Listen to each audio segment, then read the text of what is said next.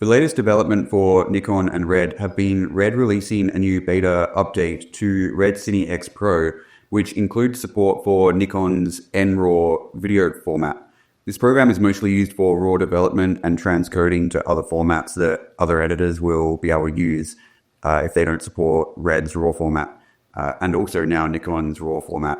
The interesting thing about this really is that it means that Red has profiled the raw image data coming out of Nikon cameras, and it means that we can now transcode Nikon RAW into something like ProRes, but using Red's log profile instead of Nikon's log profile.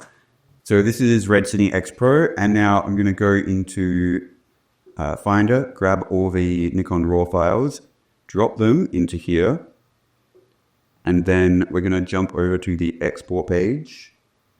Once we are here in the export tab, we're going to go across to the right, and this little drop down menu, we're going to get bin all clips. Then we're going to come across to this little plus sign, create new preset. I'm going to select Apple ProRes, then we get setup.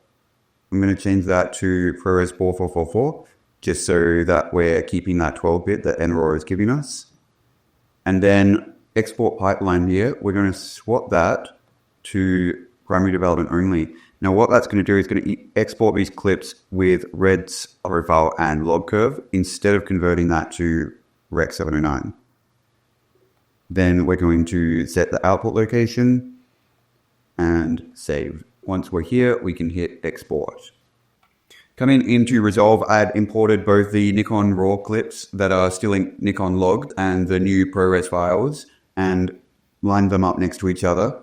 So we're going to convert these to Rec 709 using a CST over here, and then we've got the Nikon one over here, and as you can see, the images are almost identical.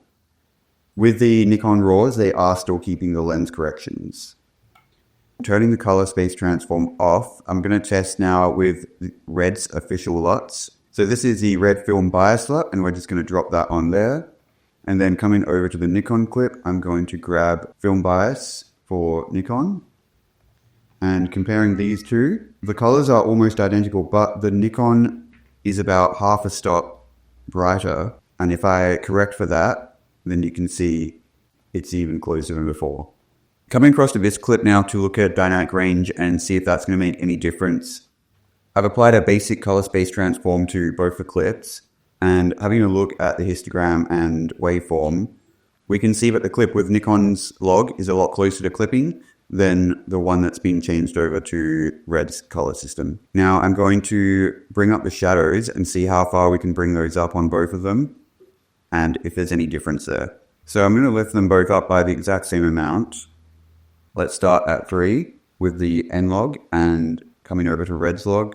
So if we ignore the vignette, again, it does look very similar, and zooming right in, I do think there is still a bit more definition with Red's color system, but it's very minor. I also want to see if we can bring down the highlights and then doing the same. So have you look out that window.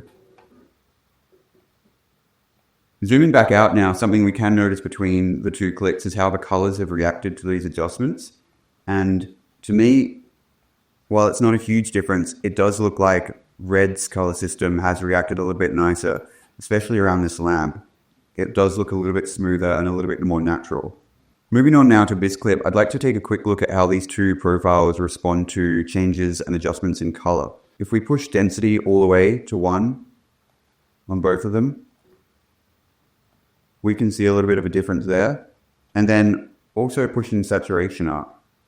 And you can see that the response on the N-log clip is a lot more extreme than the one that's been changed over to Red's color system. So is there a huge amount of difference here in the colors?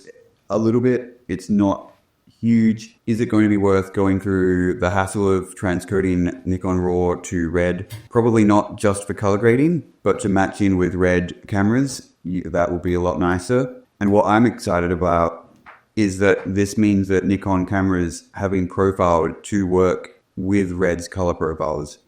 So to be honest, I am going to be disappointed if this isn't included in a firmware update in cameras soon. Anyway, I'll leave a link down below to the REDCINE-X PRO software if you'd like to have a play with it yourself, and enjoy.